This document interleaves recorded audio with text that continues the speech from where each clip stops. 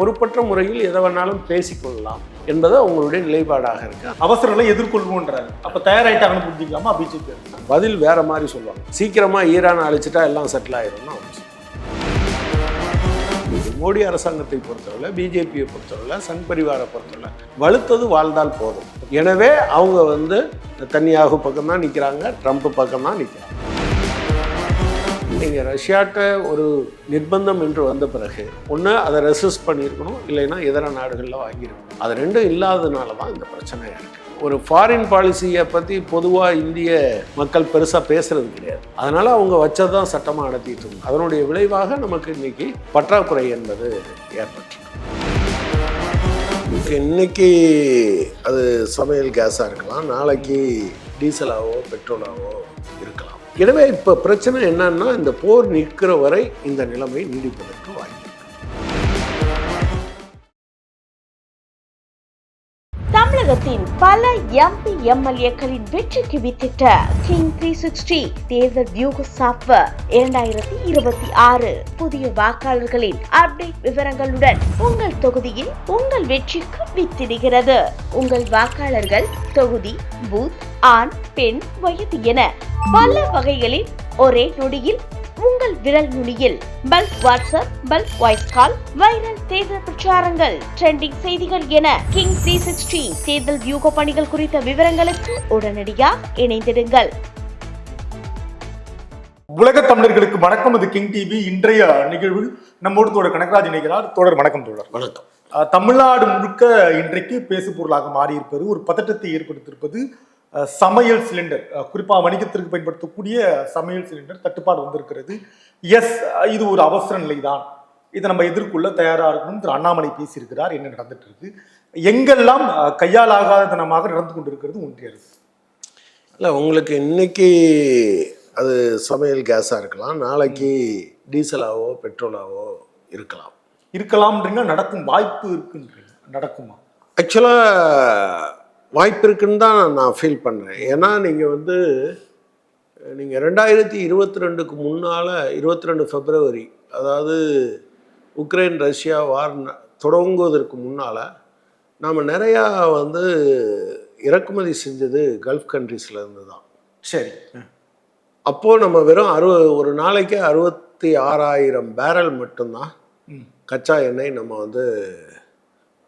ரஷ்யாட்டேருந்து வாங்கிட்டு இருந்தோம். சரி. ஆனால் அதுக்கு பின்னால் நம்ம கொஞ்சம் கொஞ்சமாக அதிகரித்து 21 லட்சம் பேரல் பெர் டே நம்ம வாங்கிட்டு இருந்தோம். 21 லட்சம் பீப்பாய் ஒரு நாளைக்கு நம்ம வாங்கிட்டோம். போன டிசம்பர்லையும் இந்த ஜனவரிலையும் பார்த்தீங்கன்னா அந்த தொகை அந்த அளவு ரொம்ப குறைஞ்சிருச்சு.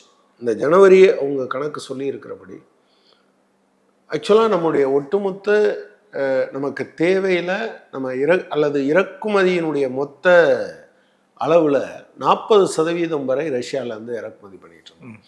அதுக்கு 2 முக்கியமான காரணங்கள். ஒரு காரணம் சர்வதேச சந்தையில் $98 இருந்தபோது கூட நம்ம $60 தான் இவங்க நம்ம கொடுத்துட்டு இருந்தாங்க.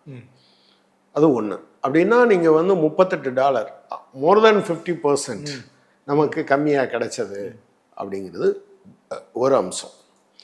ரெண்டாவது அம்சம் அவங்க டாலரில் கொடுக்க வேண்டாம், நம்ம 2 பேருடைய பரிவர்த்தனையும் நம்முடைய பணத்திலேயே இருந்தால் போதுமானது என்று 2 பேரும் பேசி, ரஷ்யாவும் இந்தியாவும். சரி. ஸோ நம்ம ஒரு 40% நம்முடைய இறக்குமதி தேவையில் 40% நம்ம ரஷ்யாட்டிருந்து இறக்கிட்டு இருந்தோம். சரி. ஆனால் இப்போ என்ன சொல்கிறாங்கன்னா, ஜனவரி கணக்கில் 20% பக்கத்துலன்னு சொல்கிறாங்க. அவ்வளோ குறைஞ்சிருச்சு, பாதிக்கும் கீழே குறைஞ்சிருச்சு. சரி. ஸோ பாதிக்கும் கீழே குறைஞ்சது அப்படின்னு சொன்னால் என்ன அர்த்தம்னா, நம்ம இன்னும் யார்கிட்டையும் பெருசாக வாங்கலைன்னு அர்த்தம். இந்த இருப்பு மற்ற மாதிரியான விஷயங்கள்லாம் சேர்ந்து இப்போ நீங்கள் கல்ஃப் கண்ட்ரியில் இப்போ இந்த பதட்டம் நிலவுகிற சூழலில் உண்மையிலேயே ஒவ்வொரு நாட்டினுடைய உற்பத்தியே பிரச்சனை தான். சரி.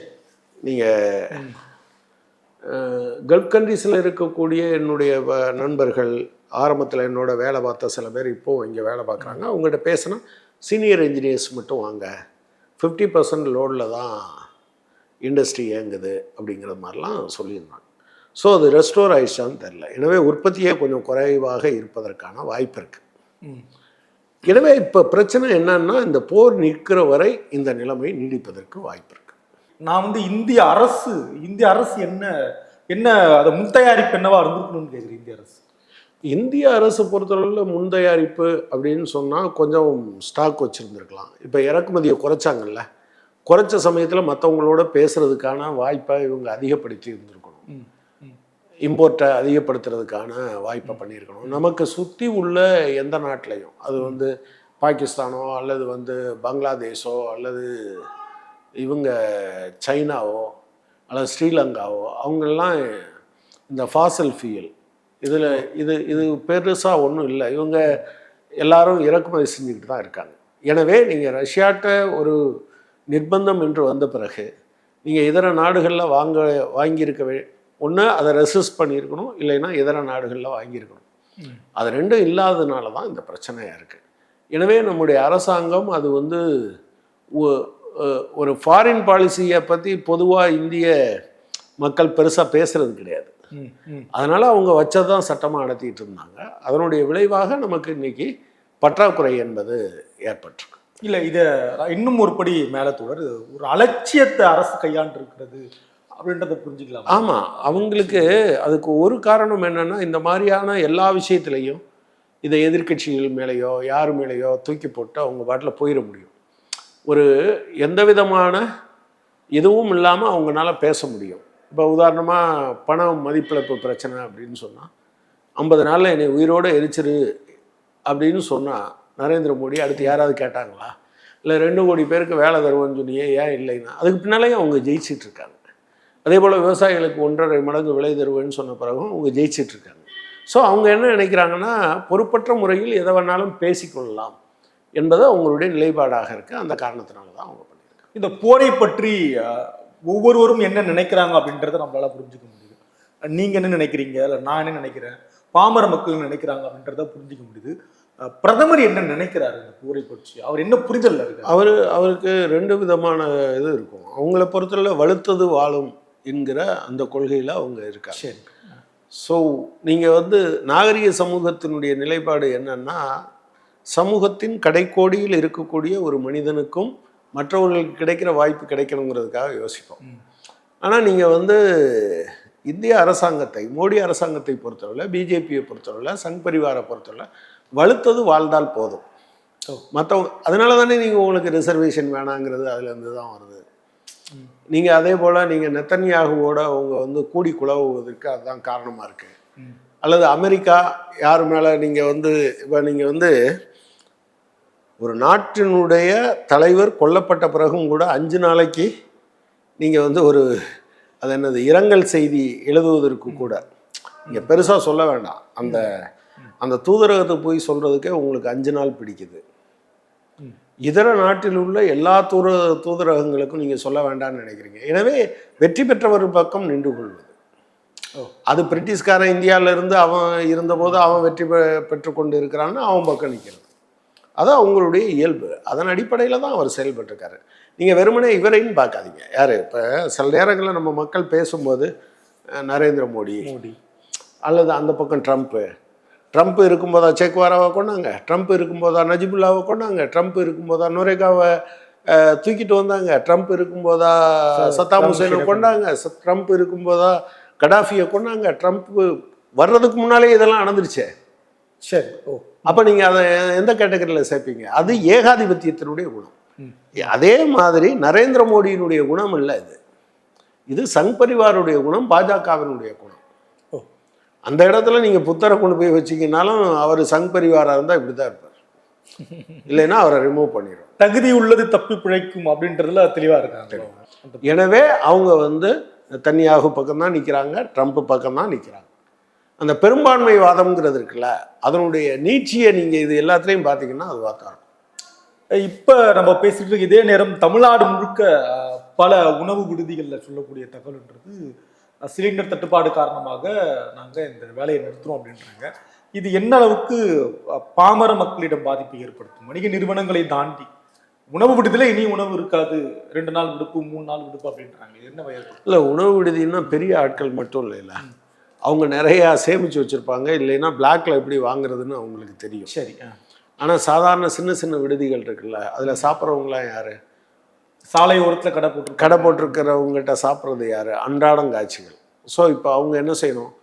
ஒன்று சமைக்கணும்னா அவங்களுக்கு சிலிண்டர் வேணும். சிலிண்டர் இல்லைன்னா அவங்க வந்து இதை தேடி போகணும், அது பேர் என்னது, விறகை தேடி போகணும். அது சாத்தியம் கிடையாது, ஈஸியாக கிடைக்கிறது இல்லை. வயிற்றுல ஈர துணி போட்டு படுக்க முடியாது. அதான் இதே நிலைமை தான். நீங்கள் எப்போதுமே ஒரு கடுமையான சூழல் என்று வருகிற போது அதனால் மிக அதிகமாக பாதிக்கப்படுகிறவர்களாக யார் இருக்காங்கன்னா சாதாரண மனிதர்கள்.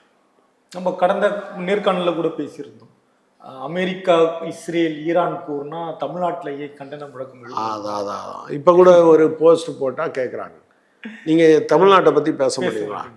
பொதுவாக கம்யூனிஸ்டுகளை பற்றி சொல்லுவாங்க முன்னால், இப்போ யாரும் சொல்கிறதில்ல. முன்னால் சொல்லும்போது மாஸ்கோவில் மழை பெஞ்சா மதுரையில் கொடை பிடிப்பாங்க அப்படின்லாம் சொல்லுவாங்க. நீங்கள் எவனோ 2 பேர் அடிச்சுக்கிட்டாங்க கூட உங்கள் ஊரில் இருக்கக்கூடிய சாதாரண ஆள் வயிற்றில் துணி போட வேண்டியது இருக்கும் என்பதை இதன் மூலம் நீங்கள் பார்க்க முடியும். எனவே போரை நிறுத்து, போரை உடனடியாக ஸ்டாப் பண்ணு அப்படின்னு உலக நாடுகளோடு சேர்ந்து நாமளும் சொல்லணும். நீங்கள் கம்யூனிஸ்டுகளுக்கு நீங்கள் அமெரிக்காவில் இருக்க கம்யூனிஸ்ட்டும் அவங்க சின்ன ஃபோர்ஸ் தான். ஸோ நீங்கள் அமெரிக்காவில் இருக்க கம்யூனிஸ்ட்டும் இஸ்ரேலில் இருக்க கம்யூனிஸ்ட்டும் போரை நிறுத்தணும்னு சொல்கிறாங்க. 2 பேரும் சொல்கிறாங்க. ஏன் அதை இந்தியாவில் இருக்கக்கூடிய அரசாங்கத்தால் 144 கோடி பேருக்கு தலைமை தாங்குகிற அரசாங்கத்தினால ஏன் சொல்ல முடியல? இப்போ என்னென்னா இதில் வந்து உங்களுக்கான உறுதி, கமிட்மெண்ட்டு, யாருக்காக நீங்கள் நிற்கிறீங்க? அவன் சொல்கிறான், இதனால் பாதிக்கப்படுறது சாதாரண மக்கள், ஏகாதிபத்தியம், போரை நிறுத்து, ஆக்கிரமிப்பாளனே போரை நிறுத்துன்னு அந்த ஊரில் இருந்து சொல்ல முடியுது. ஆனால் நம்மளால் சொல்ல முடியும். அது காரணம் நீங்கள் உங்களுடைய ஐடியாலஜி தான். என்ன எதிர்பார்க்கும்? நிறைவான கேள்வி. மோடி அரசிடமிருந்து இந்த சிக்கலிருந்து மீள்வதற்கு என்ன எதிர்பார்க்கும்? ஒன்று, உலக நாடுகளை போருக்கு எதிராக நீங்கள் எல்லாரும் குரல் கொடுக்கணும்னு சொல்லணும். ஐநா சபையை உடனடியாக கூட்டுங்கன்னு சொல்லணும். ஐக்கிய நாடுகள் சபையினுடைய பாதுகாப்பு கவுன்சிலை கூட்டுன்னு சொல்லணும். உலக நாடுகளுடைய சப்போர்ட்டை திரட்டணும். எல்லாரும் பாதிக்கப்படுறோம், போரை நிறுத்து என்பதுதான் இப்போ இருக்கக்கூடிய உடனடியாக. அண்ணாமலை அவர்கள் கூட இன்னைக்கு பேசியிருக்காரு. எஸ், ஆமாம், சமையல் தட்டுப்பாடு வந்திருக்கு, இல்லைன்னு மறைக்கல, அவர் ஏற்றுக்கிறாரு, அவசரங்களை எதிர்கொள்வோன்றாரு. அப்போ தயாராகிட்டாங்கன்னு புரிஞ்சுக்கலாமா பிஜேபி அரசு? அதுக்கு உண்மையை ஒத்துப்பாங்க, ஆனால் பதில் வேற மாதிரி சொல்லுவாங்க. சீக்கிரமாக ஈரான் அழிச்சிட்டா எல்லாம் செட்டில் ஆயிரும்னு அவங்க சொல்லுவாங்க. அப்படி தான் சொல்லுவாங்க. அதுதான்.